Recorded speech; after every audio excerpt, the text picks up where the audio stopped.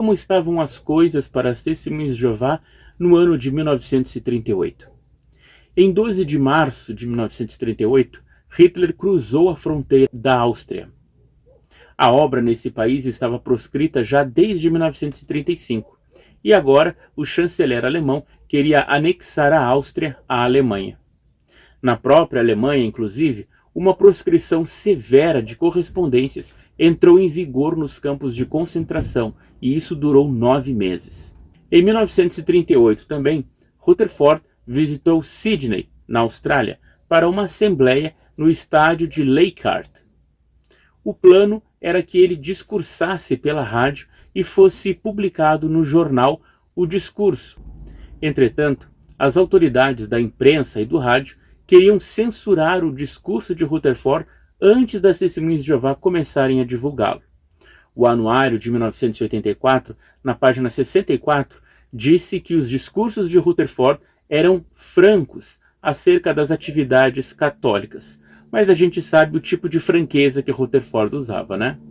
Imprimiu-se 1 milhão de cópias do folheto Liberdade ou Romanismo, com matéria do discurso. Cerca de 10 mil pessoas o assistiram. Um dos motivos também da visita de Rutherford a Sydney foi averiguar determinadas atividades comerciais que a filial australiana estava desenvolvendo. Também, Rutherford dissolveu na Austrália certas reuniões separadas que os jovens tinham com base em publicações mais antigas das Testemunhas de Jeová voltadas para eles. Na ideia de Rutherford, todos deveriam se reunir juntos, jovens e adultos, e aprender o mesmo tipo de matéria, de modo a que não houvesse uma organização dentro da organização. Não era à toa que as congregações naquele tempo eram chamadas de companhias, né? Um termo militar. Aliás, a sentinela de 1º de outubro de 1952 falou a respeito de Isaías 32:1, que príncipes governarão em justiça, aplicando esse texto aos anciãos congregacionais. E menciona o servo de companhia, anteriormente chamado de diretor de serviço, como capitão, traduzindo o termo do hebraico sar. Então, havia as companhias, que eram congregações, e nelas um diretor de serviço ou capitão. Isso ilustrava exatamente a maneira como Rutherford dirigia a organização, como se fosse muitos soldadinhos obedientes a ele. Foi no Congresso de Nova Jersey, em 1936, que Rutherford inovou uma técnica de propaganda dos seus congressos para os seus amados soldadinhos leais, o cartaz sanduíche.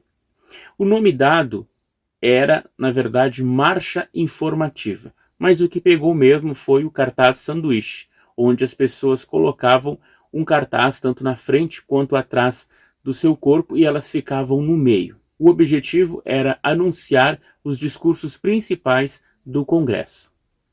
Albert Schroeder, supervisor da filial de Londres, em 1938, no congresso que foi realizado em 11 de setembro desse ano, no Royal Albert Hall, ele conta que tanto ele quanto Knorr lideraram a primeira marcha, com cerca de 1.000 irmãos e 10 quilômetros de distância.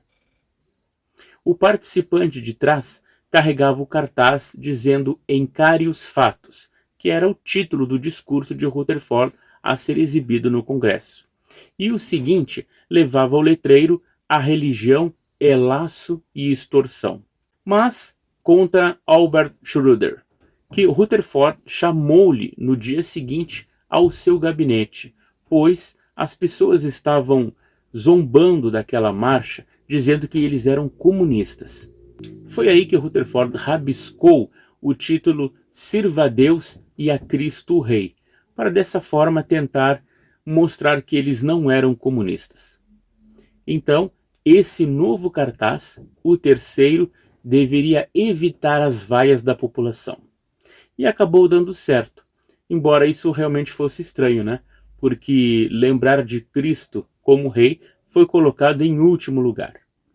Nesse tempo, Rutherford não achava que a sua organização era religiosa. Aliás, religião era a dos outros, católica, protestante, e todas elas eram do diabo. O movimento da Torre de Vigia não era chamado por eles de religião.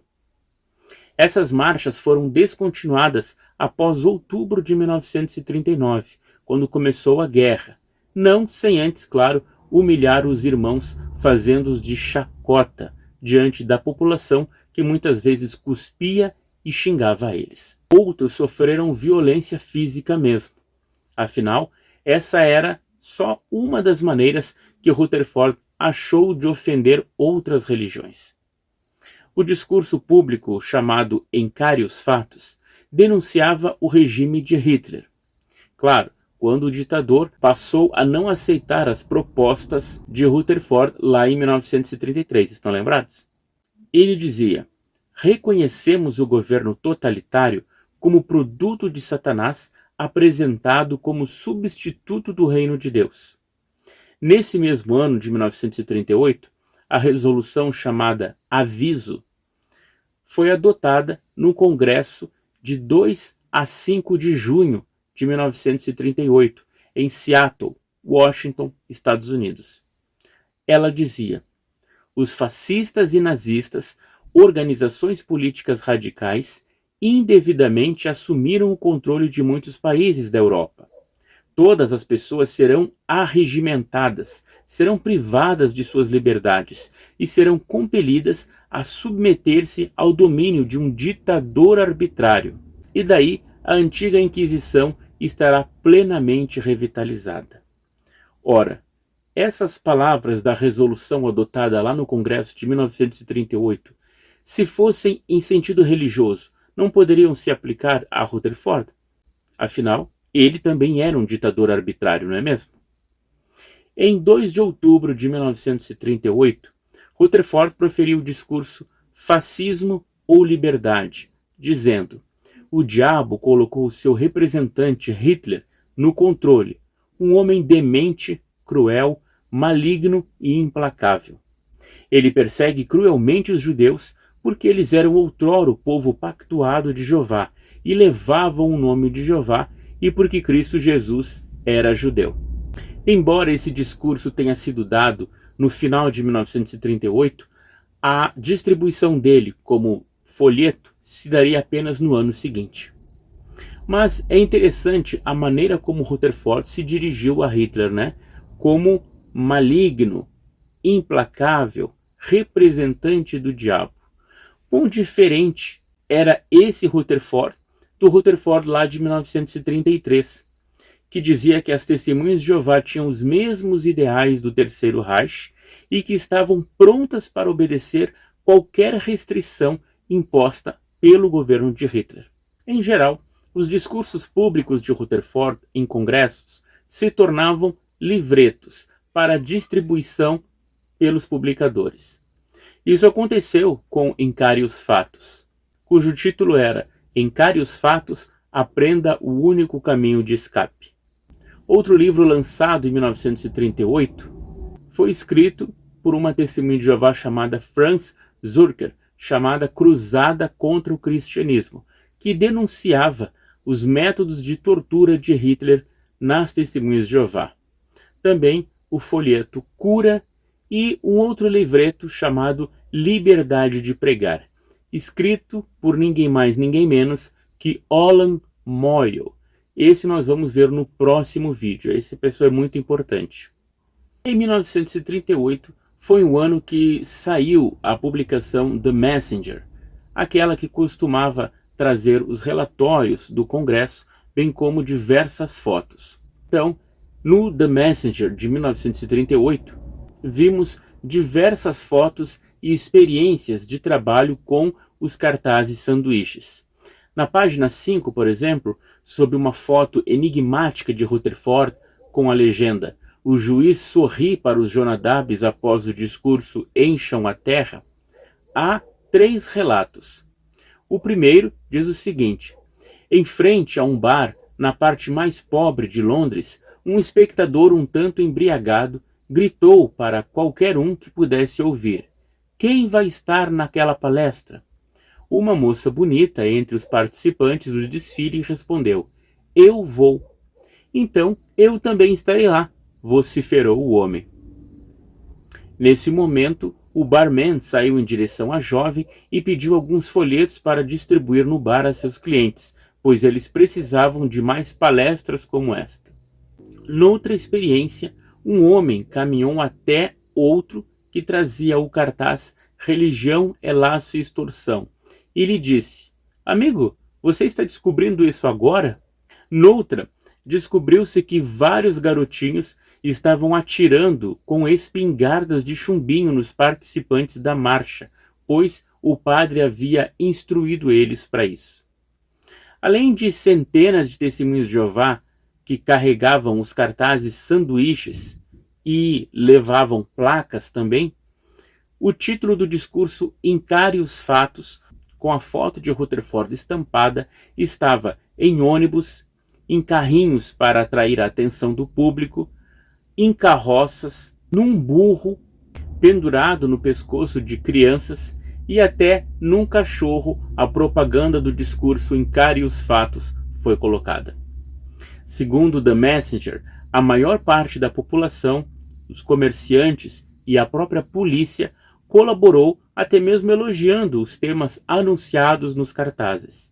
Porém, alguns da imprensa não viam com bons olhos toda aquela publicidade. E as testemunhas de Jeová fizeram essas passeatas em diversas cidades do Reino Unido. Mas em Newcastle, por exemplo, os jornais procrastinaram a notícia do Congresso. Como diz The Messenger, finalmente, quando o cinema Haymarket e o salão adjacente estavam lotados, com quase 3.000 pessoas, até então os jornais não haviam contribuído em nada para a publicidade.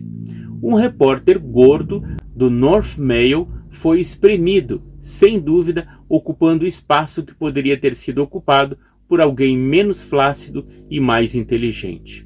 Olha as palavras que foram utilizadas no The Messenger para se referir ao repórter do jornal que não quis anunciar o Congresso com antecedência. Nos Estados Unidos, o grupo da Ação Católica tentou causar problemas nos congressos em várias cidades.